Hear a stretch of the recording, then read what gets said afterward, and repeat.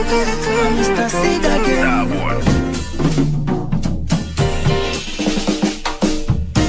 Hi guys, welcome to our channel. Don't worry, It's a motherhood. Ati, what's going on?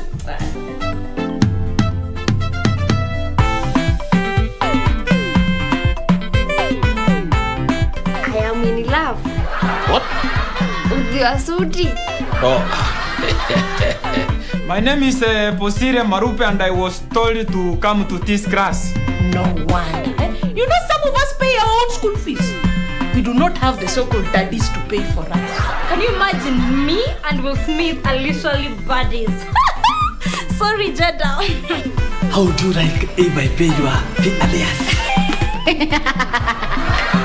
Kilanzwin, that is not enough even for dowry. You concentrate. Who is paying your dowry? Classmates, every Saturday on KBC.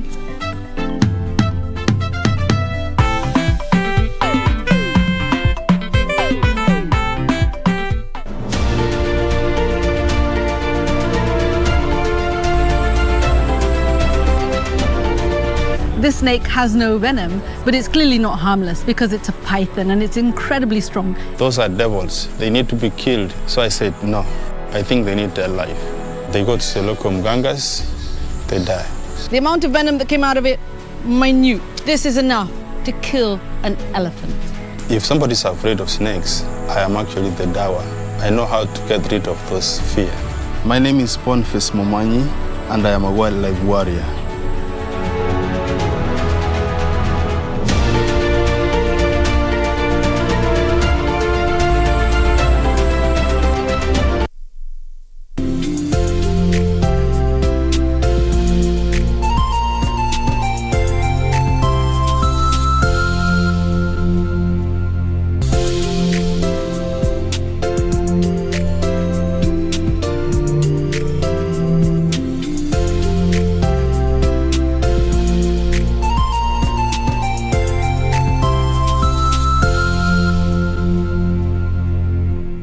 The Kenya Medical Training College will hold its 90th graduation ceremony on December 2nd, 2021. Adorning graduation gown will be optional, and graduates wishing to get one can visit KMTC headquarters in Nairobi from 15th to 29th November 2021. KMTC, training for better health.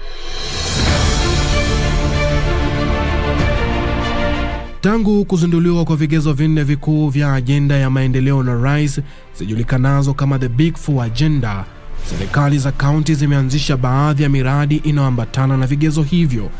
This Big Four Agenda provides young persons with multiple avenues for self-fulfillment, economic empowerment, dignified living, as well as service to Kenya. Kaunti ya Kitui imeanzisha miradi ya kuzalisha bidhaa mbalimbali huku ikibuni nafasi za kazi na kukuza uchumi. Governor, zote tungechukua hii Big Four Agenda. Hii ndio game changer. Ijumaa hii saa 2:30 jioni katika KBC Channel 1, tazama jinsi kaunti ya Kitui ilivyowekeza katika miradi inayolingana na the Big Four.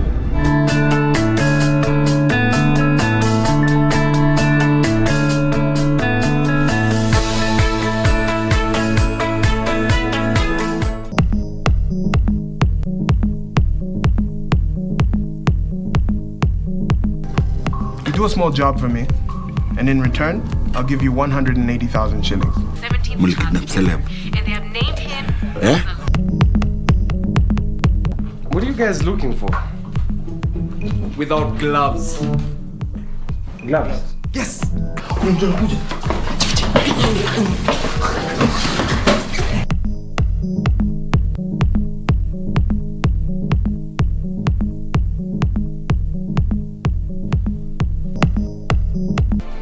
Do you have a news story to share with KBC? Get in touch swiftly on email newsroom@kbc.co.ke, call 0723 892 654 or 0734 780 124.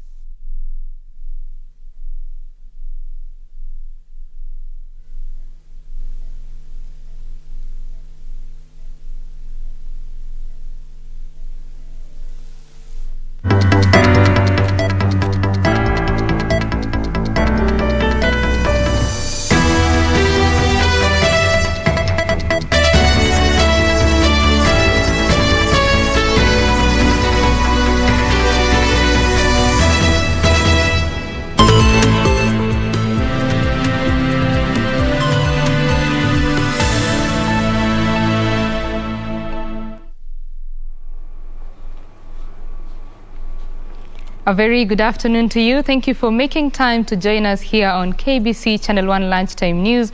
We shall be updating you on what's happening locally in the business world and sports, as well as around the world over the next 1 hour. My name is Betty Kiptum, and Lucy Moura is my colleague on the sign language interpretation. Now, truck drivers along the Northern Corridor have attributed the traffic snarl-up on the busy highway to the slow pace of clearance by the Malaba border officials. According to the drivers, the snarl-up was costing them time and money, with some even claiming to spend close to 1 week to get to their destination. This is the scene at the Northern Corridor.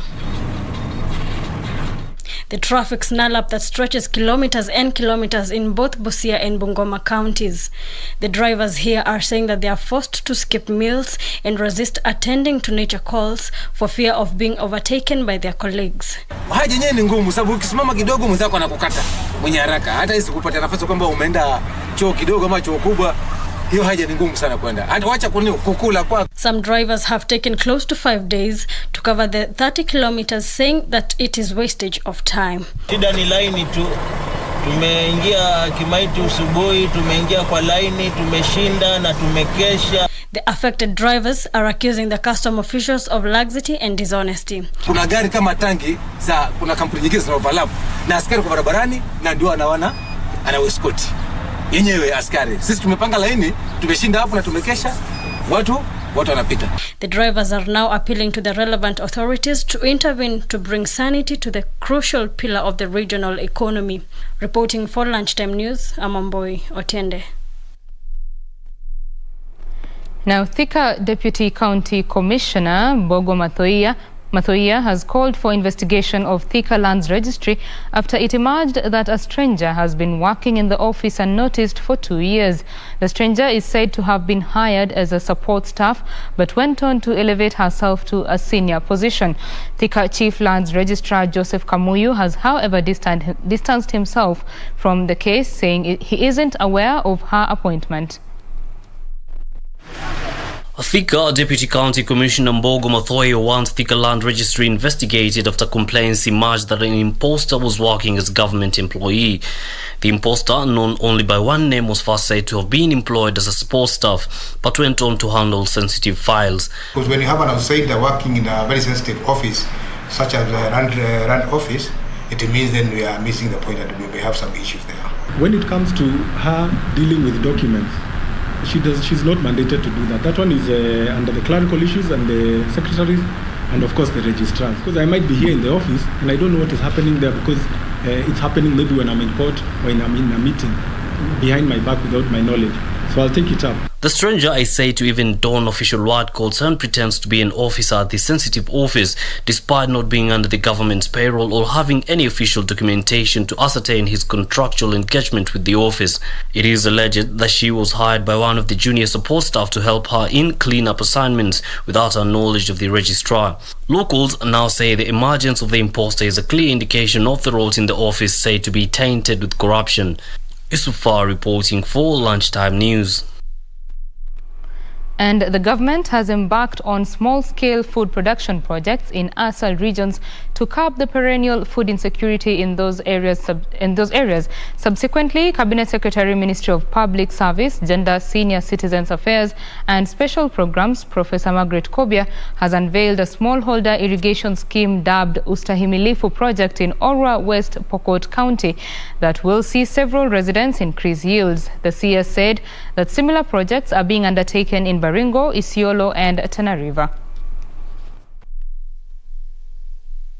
The Cabinet Secretary, Ministry of Public Service, Gender, Senior Citizen Affairs and Special Programs, Professor Margaret Kobia, who is in a fact-finding mission in drought-affected areas, said that the Parazani irrigation scheme will assist in supporting resilience for sustainable livelihoods as well as boost food and nutrition security of vulnerable households in the Azle County of West Pokot. Increased crop production through irrigation agriculture, such as Parazani irrigation scheme that we have launched today.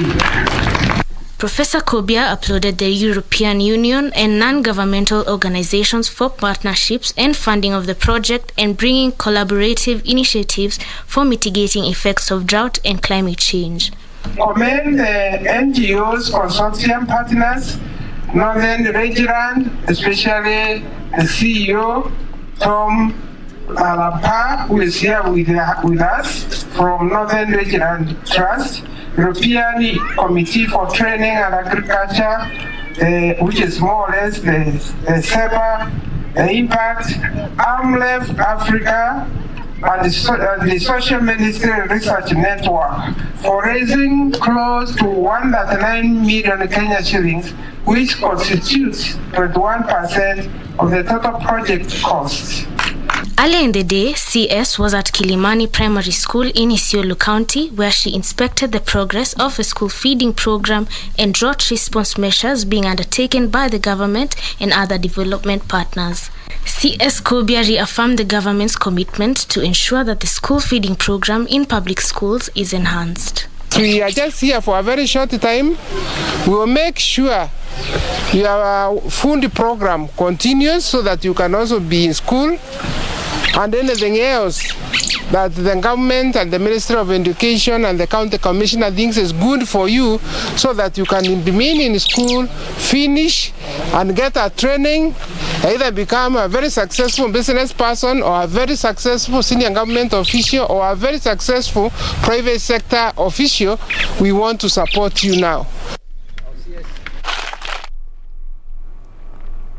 In politics, members of the political parties' liaison committee are now calling the Independent Electoral and Boundaries Commission, IEBC, of ignoring key stakeholders in its preparations for the next elections. Speaking after a two-day retreat in Naivasha, where the IEBC failed to send a representative, the team said the move to sideline key stakeholders in the preparation preparation exercise is suspect. Very disappointed. The members from 83 political parties in the country were incensed by the failure by the IEBC to send a representative to their retreat in Naivasha. Led by Chairman Evans Misaki, the political parties' liaison committee accused the electoral body of poisoning the country by shunning key stakeholders 10 months to the next elections. And the purpose of this PPLC is to create a platform where political parties can hold peaceful elections. We've seen tensions in 2017, which were resolved through other ways, but were caused by IEBC. They have also lashed out at the IEBC chairman Wafula Chebukati, whom they have accused of causing confusion through his remarks that parties had failed to submit their party nomination rules as scheduled. Sending a message to our chairman Wafula Chebukati not to poison the political environment by issuing statements before consulting with the stakeholders.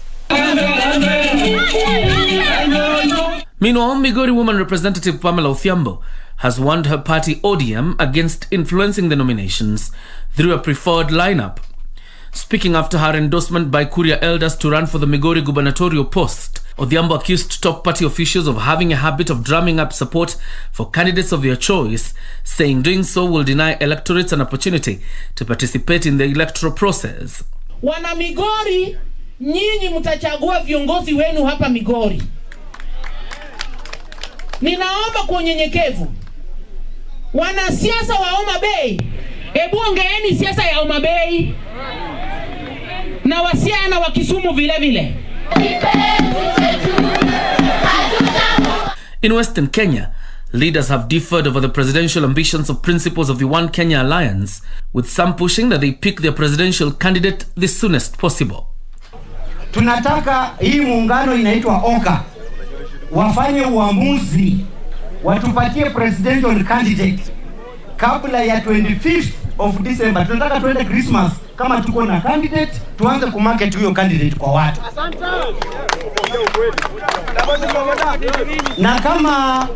Na kama hawawezi kutoa presidential candidate, wanapanga kuunga mtu mkono, pia watuambie mapema tujipange. Wewe unaenda kusomea Mudavadi ati lazima utuambie by 25th. Mudavadi amekuwa kiongozi miaka hiyo tu kama ungali mdogo. Sasa unaamka unaanza kusema asipotuambia by 25th. Wewe kama unataka kwenda mahali unataka kwenda, wewe fanya nini? John Jacob Kuria, Lunchtime News. Now, Deputy President has once again urged political parties in the Mount Kenya region to fold up and join the United Democratic Alliance to boost its chances of forming the next government. Ruto told his supporters in Embu to reject overtures from small parties that he accused of fanning tribalism. Ruto, who was speaking in Embu, called on area residents to remain united, as he was confident that the UDA party would form the next government. The Deputy President called on locals to shun small parties and embrace UDA, which had a national outlook. Musikubali siasa ya migawanyiko. Musikubali siasa ya chuki na ukabila. Chama ya UDA inaunganisha Wakenya wote kutoka kila sehemu ya Kenya. Ndio tuweze kuondoa mambo ya ubinafsi. Hatutaki kupanga chama ambayo inafaidi kiongozi peke yake. Tunataka chama ambayo inafaidi mwananchi. The Deputy President continued to drum up support for the bottom-up economic model, revealing that he would set aside 50 billion shillings intended to cushion young people from the vagaries of unemployment. Mwaka ujao, tunaweka bilioni 50 kwa hazina ya micro, small and medium enterprise, kwa biashara ya hawa watu wadogo wadogo, waweze kupata mahali ya kukopa pesa, wasiingie kwa Shylock, wasiingie Fuliza. Ruto accused ODM leader Raila Odinga of disrupting the Jubilee agenda, but vowed to complete Jubilee legacy projects that have stalled.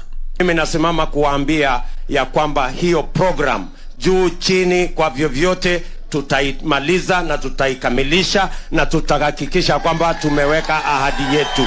John Jacob Kuria, Lunchtime News. And police in Nakuru County have arrested 2 suspects and seized a consignment of 20,000 litres of ethanol. Nakuru County Police Operations Officer Wilson Duarte said it is suspected the consignment was on transit from the border town of Busia to Nakuru town and may have originated from a neighbouring country. According to the Nakuru County Police Operations Officer, police acting on a tip-off flagged down a mini-trailer along the Nakuru-Eldoret highway and discovered a man and woman on board the 250-litre drums of the substance that is key ingredient in the processing of illicit brews.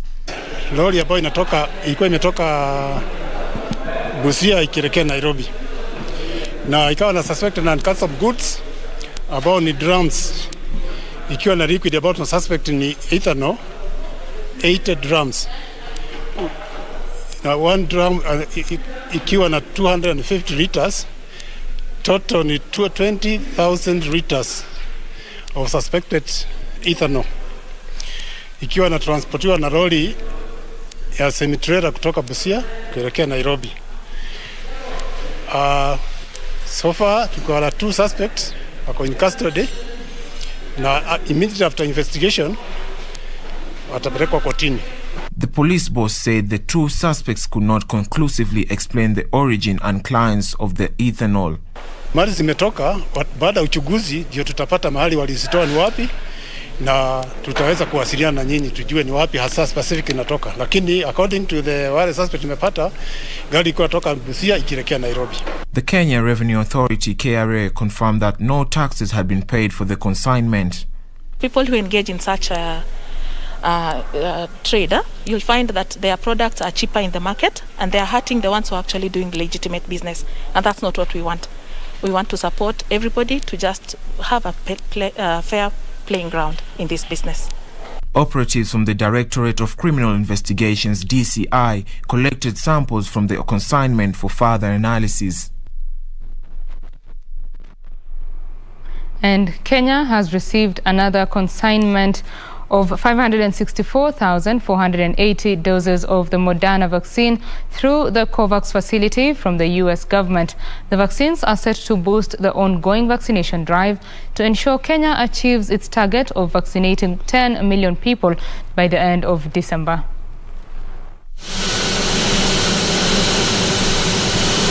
The arrival of the 564,480 doses of Moderna vaccines aboard a British Airways flight signifies yet another boost to Kenya's fight against COVID-19. The jabs from the US government arriving through the COVAX facility.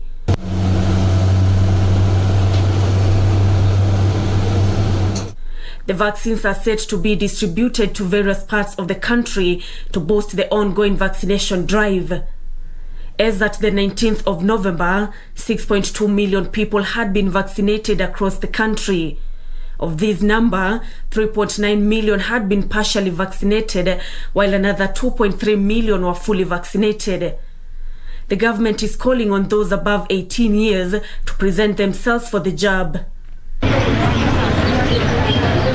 Meanwhile, health officers and community volunteers in Kiambu County will start a door-to-door campaign targeting children below the age of 5 years who missed their routine vaccination in 2020 due to the COVID-19 pandemic. The campaign is set to take place in the next 100 days, with the Kiambu Chief Executive Officer in charge of health, Dr. Joseph Murega, saying they targeted to reach over 95% of the children, calling on the parents to cooperate. Quite a number of our Kiambu residents have embraced vaccinations, and they come in great numbers. But we're also telling those who might have other beliefs that tend not to embrace vaccinations to change their mind, because they have a future. Their children have a future, and the future can only be when the children are protected from diseases. We are telling our mothers, we are telling our parents, we are telling our girls in school they need to get the HPV vaccine because it will protect them from cancer. Most of the homes have been affected by cancer disease. They have even the girls, they have seen their relatives, their aunts, their shoshos who have died because of cancer. So when you give them the right information, definitely they will get it positively. Nancy Okware, Lunchtime News. The youth have been called upon to channel their energy into nurturing their talents as opposed to being radicalized into joining terror groups. Speaking at the Lenga Ugaidi na Talanta competition, Nairobi County Commissioner Flora Moria said potential mechanisms should be put in place to prevent radicalization and recruitment of the youth into terror groups. Epuka Ugaidi na Talanta competition seeks to channel youth creativity towards countering the violent extremist narrative in the Horn of Africa region. The annual Epuka Ugaidi na Talanta competition gave the youth a platform to showcase their talents. It's here when Nairobi County Commissioner Flora Moria said the impact and spread of terrorist groups cannot be underestimated. She said actions on combating terrorism have been central to the agenda and efforts of the Ministry of Interior and coordination of national government. Undoubtedly, early warning and early response systems can help stop youth from joining terror groups. Information is power and can be used to integrate issues before they reach a critical point.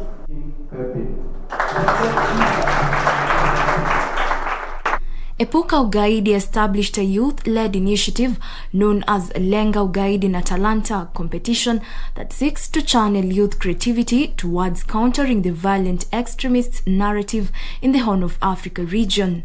Since its inception in 2017, the competition has engaged over 27,000 youth in the Horn region of Africa. In the same vein, education and dissemination of knowledge through well-informed messaging, such as the strategy being utilized by Epuka Ugaidi, can be used as a tool to intercept and thwart the work of terrorist groups. At the same time, Director National Terrorism Center, Dr. Rose Nyawera, called upon stakeholders to strive and engage the society to promote awareness on the prevention of violent extremism while striving towards ensuring a better society.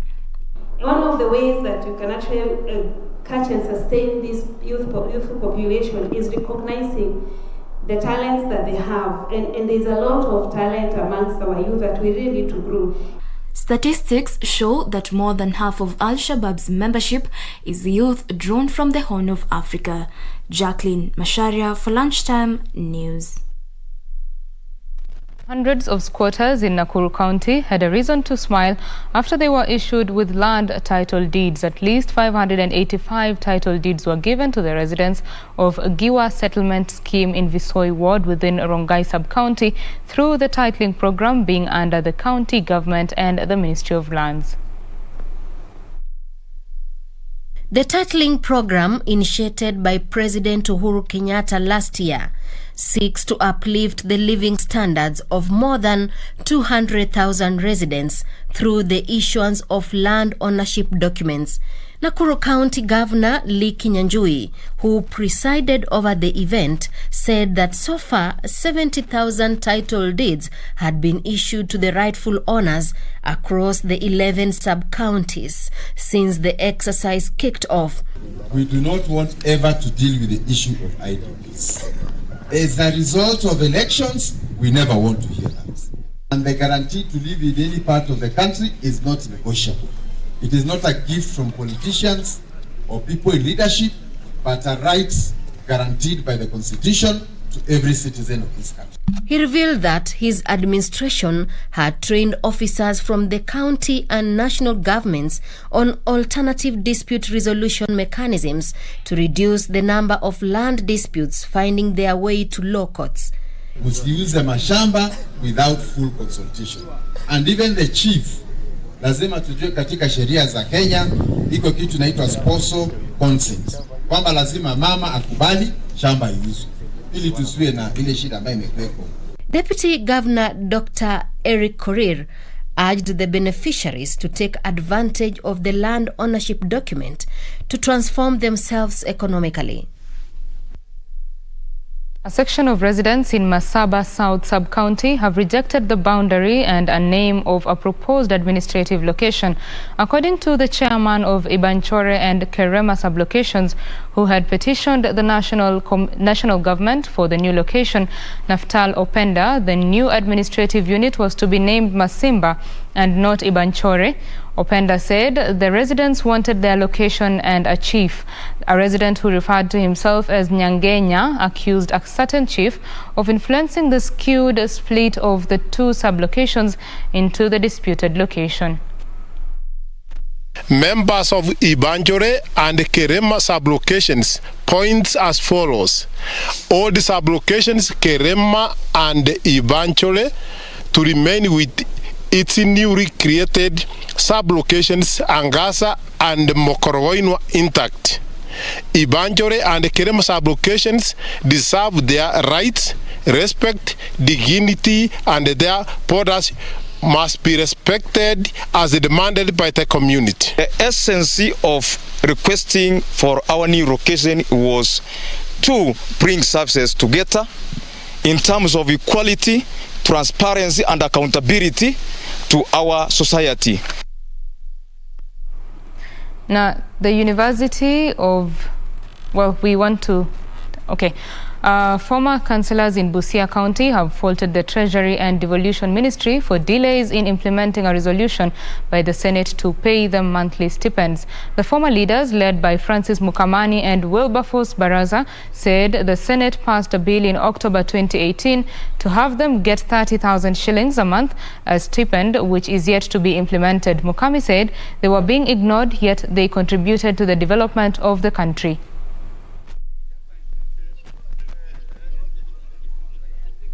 Na tungefikiria hata serikali kuu, serikali ya counties ifikirie hawa viongozi ndio walifanya kazi mingi. Walikuwa waaminifu. Wakati huo walikuwa hakuna pesa, lakini kuna pesa ile ya latifu ambayo ilikuwa inakuja mkononi yao. Hawa waheshimiwa walifanya bidii, wakahakikisha hizo pesa zimefika kwa mwananchi. Tungali ombi letu hasa kwa kaunti ya Busia ni ya kwamba wale councillors ambao bado wangali na nguvu, kuna hizi boards, iwe kwa health board, educational board, ya kwamba hao former councillors wamewekwa katika vitengo. The National Police Service Commission, in collaboration with the ministry, is undertaking medical assessment exercise for sick officers and those injured in the line of duty. The commission's chairperson, Eliud Kinuthia, said that the commission targets to assess 2,000 officers countrywide and has already done about 1,400.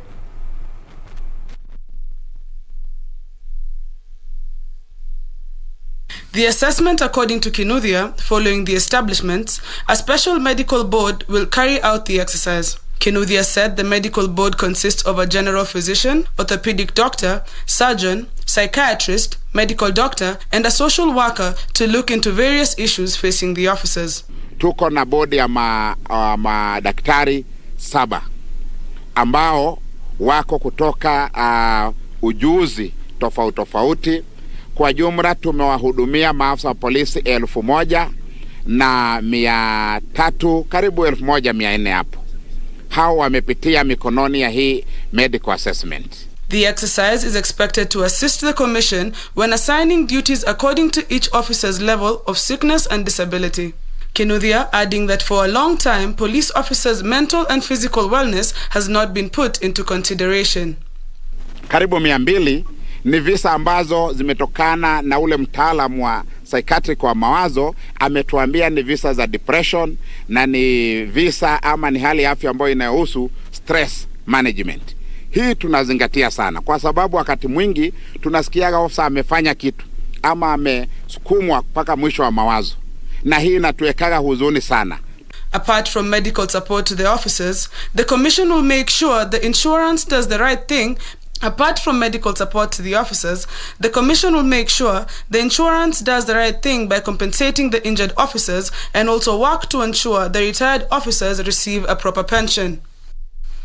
Dr. Edith Kwaba, a psychiatrist, acknowledged the issue of mental sickness among the officers, citing psychosis, post-traumatic stress disorder, depression, and drug abuse as some of the conditions facing some of the assessed police officers. Kwa watu wengi hawaelewi ugonjwa wa akili, na jambo la kwanza tungependa kusema ni kuwa tuelewe kuwa magonjwa ya akili yapo na ni mengi. Unajua watu wengi wanafikiria ugonjwa wa akili ni yule mtu ambaye anatoa nguo anajiongelesha, lakini ukweli ni kuwa kuna watu wengi wameathirika. Ukiangalia utafiti ambao umefanyika hata duniani ni kuwa kati ya watu 4 mmoja ameathirika, na kwa sababu polisi pia ni binadamu tumeweza kuona kuwa wameathirika.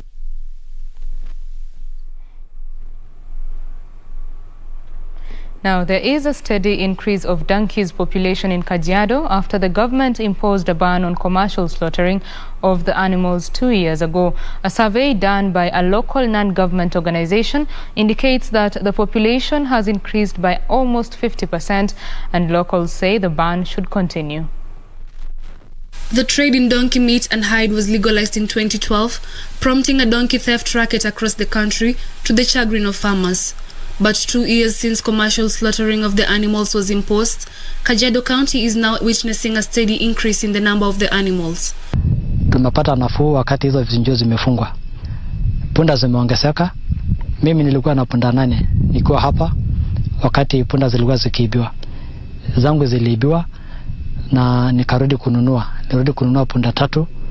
Na nilinunua sababu niliona punda zimepata usalama, hakuna kuibiwa. Locals say they had to undergo untold suffering for years at the hands of donkey smugglers who were out to cash in on the trade.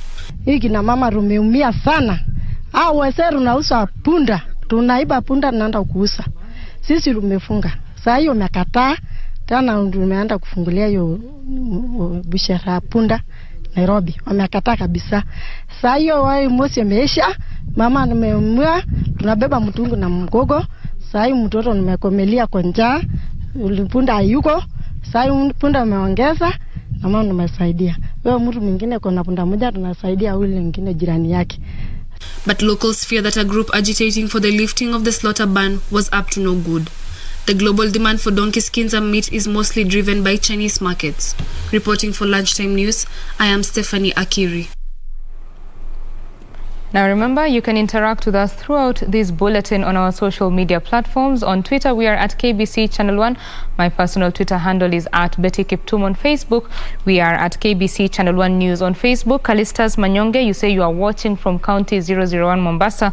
Thank you very much. Abdul Kadir Hirsi, I also see you. You say you are watching, as well as Felix Ngui, you are watching from Kiambu County. Thank you very much for watching, and do stay tuned. We take a quick break. We'll be back with more.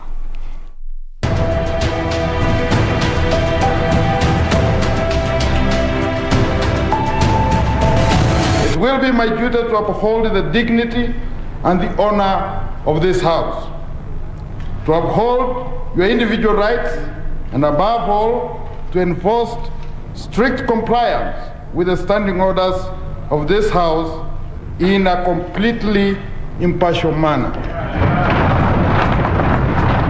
Honorable members, given the heavy responsibilities you have placed on my shoulders, it is my sincere hope and prayer that I count upon the support and friendship of all members, and not just those who have just elected me.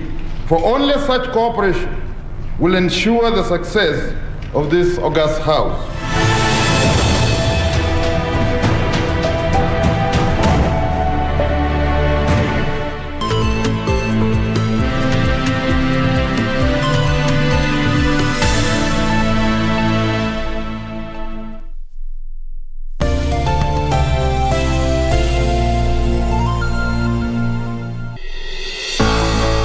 The coastal region is a construction site, literally. From highways and byways to ports and shiny roads, the evidence is there to be seen and to be touched. But what are the economic benefits of all these projects? Better connectivity, more efficient roads, give people an opportunity to actually acquire land away from a busy commercial center and go to areas where land is cheaper, and therefore use the excess money to invest into productive activities. This week on Inside Government, we focus our trail on infrastructural development at the coast, and we are talking to the chairperson of Kenya National Highways Authority, Engineer Wangai Irango, right here on KBC Channel 1.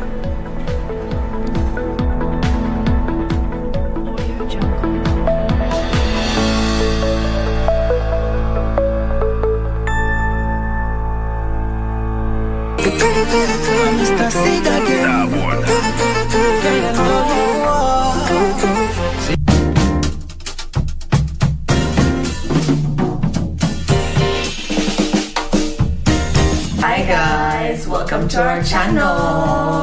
Adori, it's a motherhood. Ati, what's going on? Log on to the KBC website at www.kbc.co.ke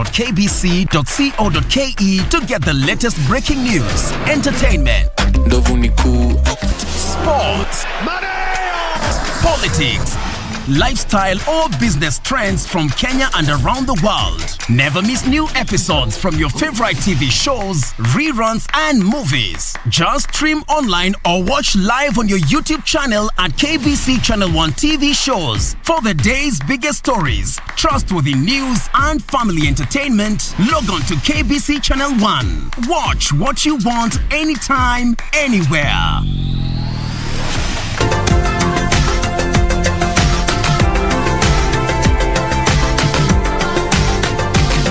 What is this disease and what are some of the possible causes? Malaria is a disease of still a huge public health concern. It is transmitted by the female Anopheles mosquito. If you are in Nairobi, the mosquitoes in Nairobi don't transmit malaria. Is it true?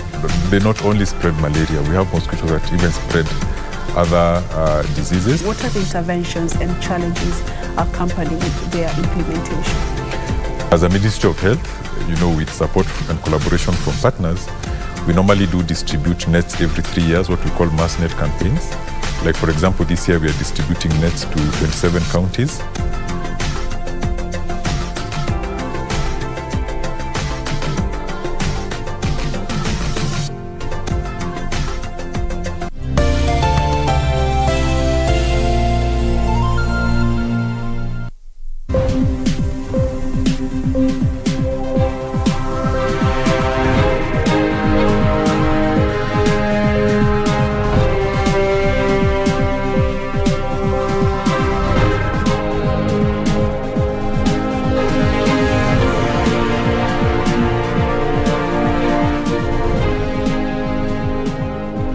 Welcome back. Let's now do the business news. President Uhuru Kenyatta has called for collaboration in tackling ocean-related challenges, saying there is need for 100% commitment to ocean sustainability management. The president was speaking in Mozambique, where he was the chief guest during the second edition of the Growing Blue International Blue Economy Conference. Please. President Uhuru Kenyatta urged African countries to come together and develop smart solutions that unlock the blue economy while protecting the health and sustainability of the oceans. Kenyatta called for not only regional but global collaboration in developing a common position to tackle ocean-related threats and challenges and sustainably utilize the opportunities the ocean offers. We need to work together at regional and global levels in order to develop a common position on how to tackle ocean-related threats and challenges, and in order to sustainably harness the opportunities that our ocean offers. The President proposed for the implementation of a coordinated structure for knowledge and data sharing, increased development financing towards sustainable ocean practices, and strengthening of the link between a sustainable ocean economy and security. Currently, because of financing challenges, the investment in the maritime sector is currently subdued, thereby denying countries significant resources and sources of livelihoods, as well as jobs for our citizens. So we need to strengthen the nexus between sustainable ocean economy and security. And Kenya, as a non-permanent member of the UN Security Council, has prioritized the nexus between climate change and security. While calling for smart management of ocean resources for sustainable development, Kenyatta indicated that despite huge potential in the blue economy, African countries have underutilized the resources. The ocean contains 97% of the Earth's water. It supplies half of the oxygen that we breathe and regulates the weather and temperature.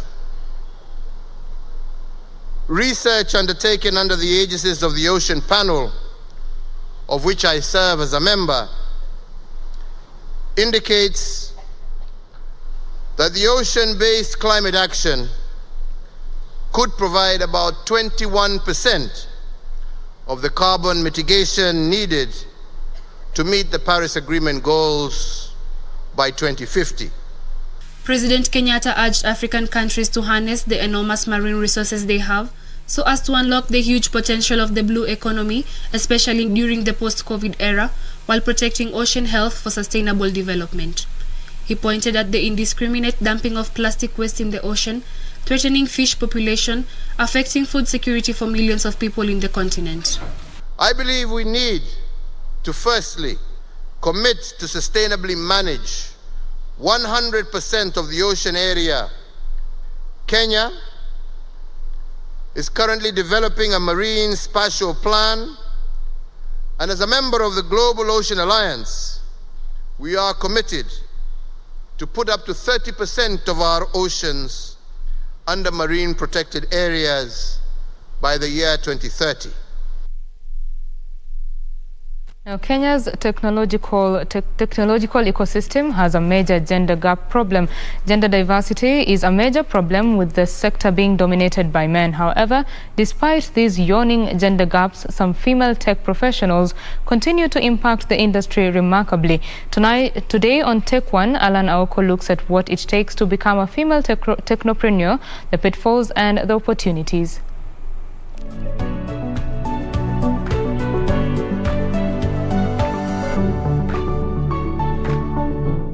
Even as the country warms up to women in technology, of course, there are some of those who take it because it's thrilling, it's exciting, it's challenging. For example, Android engineering. According to the Ministry of ICT and Innovation, women are underrepresented in ICT jobs and top management and academic careers.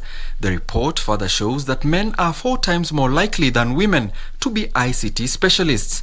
The report also shows only 0.5% of girls aspire to become ICT professionals, compared to 5% of boys. Definitely the minority of just being a woman in tech. You get to join companies and you're the only lady in a department, and you always tend to feel outnumbered. Meet Hannah Olukoye, an Android engineer with Andela, a North American-based company that supplies global organizations with skilled software developers. She reveals to us what it takes to be an Android engineer in Kenya's male-dominated tech sector. So as an Android engineer, generally you work on mobile applications for Android, right? So there's an aspect where you can be working on the front facing side of the app, where like now the users get to see the different screens, the users get to play around with like, what does this button do? So that's mostly, it's called UI, user interface. Then there's the back-end bit of it, which is still Android development, where now you're integrating to APIs. APIs are now like a network calls that integrate to like servers, the database, all that. And then now, I think there's also there's the monitoring side of it, but that's still just a tiny section of it. Mobile technology is one of the fastest growing, most important sectors in Kenya's tech industry. However, its growth has come with underlying challenges, especially for women in tech. Especially before, women would feel like, okay, maybe this is too technical, this is too technical, or wouldn't make sense for me as a woman, but I'm slowly seeing that narrative being changed. When it comes to Android engineering as a profession, it means one has to learn how to become a multiplier by enabling other engineers to do their best work. Hannah says she is in the perfect position to make that happen for the wider Android community in Kenya. You can be a mobile engineer and still do iOS development, so you call yourself an iOS engineer. And so in Android as well, there's also many other aspects in it. You can say you're using like frameworks to develop Android applications. And now for me especially, I just use the native programming language for Android. Having worked on several things that make clients' codebase better and safer, including reducing build times, she says that that's not all for her. But how about a budding young girl looking to replicate the same? Right now, I actually do mentorship. I volunteer as a mentor, and also I have mentors who I see, because I've seen the effect that it has for the women in tech. Because just knowing that there's someone out there who's able to guide you or give you just a few tips just to be able to navigate your way, it's quite helpful. And I would say to any young person or even older person who's looking to join this field, it's quite possible. Look for a mentor. Hannah says she has constituted significant development in technology while simultaneously inspiring young girls to do the same. She says through funding, training, leadership and innovation, women in technology will also become synonymous with groundbreaking tech innovations and transformations that have opened to the global community.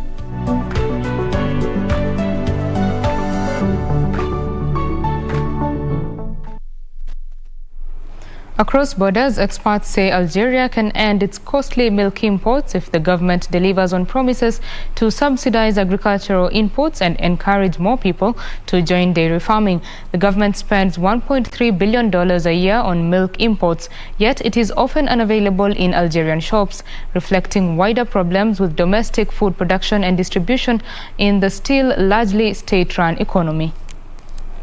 With state revenues pressured by lower oil prices and output in recent years, Algeria has had to withdraw heavily on its foreign currency reserves to finance imports of foodstuffs including milk as well as other subsidized goods. The government is eager to increase domestic food production as it cautiously moves to reform parts of an economy long dominated by oil and gas.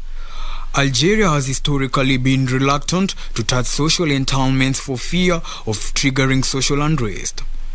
Meanwhile, the Angolan government plans to build 21 logistics centers by 2038 in order to minimize the challenges of goods transport, which is still heavily dependent on road transport. The information was announced by the Minister for Transport at the launch of the International Public Tender for Concession, Construction, Operation and Commercial Management of the Soyo and Luvo logistic platforms. According to the Minister, the network of logistics platforms will be an important element in the plan to diversify the national economy. Finally, France's second largest retail casinos group Giant plans to open 15 stores in Egypt with investments over 1 billion Egyptian pounds. The group agreed to open 15 outlets during the next 5 years, including a hyper, supermarket, express marts, providing 15,000 direct and indirect job opportunities. The commercial projects will contribute to the economy as internal trade activity contributes to 21% of the country's GDP. Reporting for Lunchtime News, Macau McBrien. Facebook has written to the Los Angeles Police Department demanding that it stop setting up fake profiles to conduct surveillance on users. Here are more details of these and other stories from across the globe. This comes after it was revealed that the US Police Department had been working with a tech firm analyzing user data to help solve crimes. Facebook expressly prohibits the creation and use of fake accounts. The intent was to create a safe environment where people can trust and hold one another accountable. Not only do LAPD instructional documents use Facebook as an explicit example in advising officers to set up fake social media accounts, but documents also indicate that LAPD policies simply allow officers to create fake accounts for online investigative activity. The LAPD officers had been urged to abide by Facebook's policies when creating accounts on the services. Meanwhile, Alibaba shares have slumped by more than 10% in Hong Kong's trade after the Chinese online retail giant warned of a slowdown in consumer spending. The company forecast that its annual revenue will grow at the slowest pace since its stock market debut in 2014. Alibaba stated that increasing competition and slowing consumption in China were the main causes for the weaker growth. Chinese shoppers have become more cautious about spending with new coronavirus outbreaks, power shortages, and concerns about the property market weighing on sentiment. Finally, Asia's sports crude market has peaked after touching near 2-year highs as a possible release of oil results from top consumers globally dented sentiment and weighed on prices. The administration of US President Joe Biden asked big oil buyers like China, India, and Japan to consider releasing crude stockpiles. China said it is working on a release of its crude reserves, while Japan and South Korea are reviewing the US request. Traders say the possible unprecedented coordinated oil release by top consumers has chilled buying interest in recent sessions, resulting in key physical spot prices premium weakening for crude sold to Asian buyers out of the Middle East and Russia.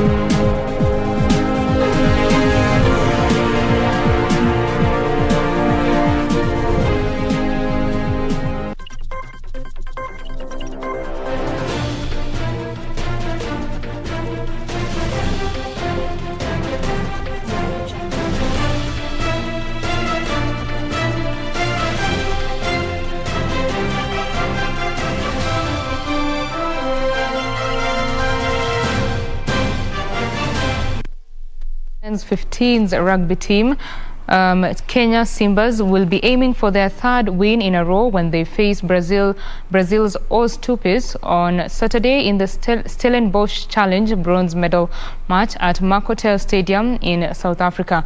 After Simba's match, the gold medal match pitting favourites Namibia against Zimbabwe will be held at the same venue. The Stellenbosch Challenge is a World Rugby sanctioned tournament aimed at helping the four nations prepare for the 2023 World Cup qualifiers.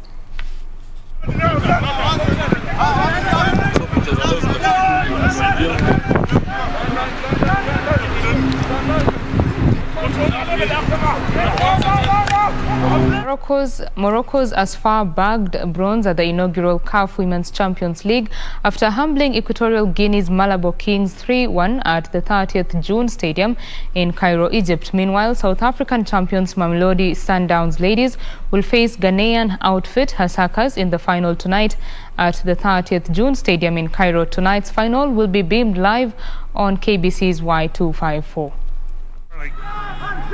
She's got much support. Fatima Tagnaoud scored early in the 10th minute of the first half to give us far the lead before the break. Tagnaoud takes a few extra touches and opens the scoring.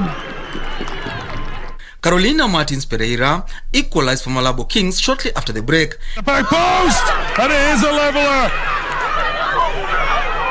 And it's Carolina Pereira. Scottish League champions Rangers have appointed Giovanni van Bronckhorst as their new head coach after Steven Gerrard's move to Aston Villa.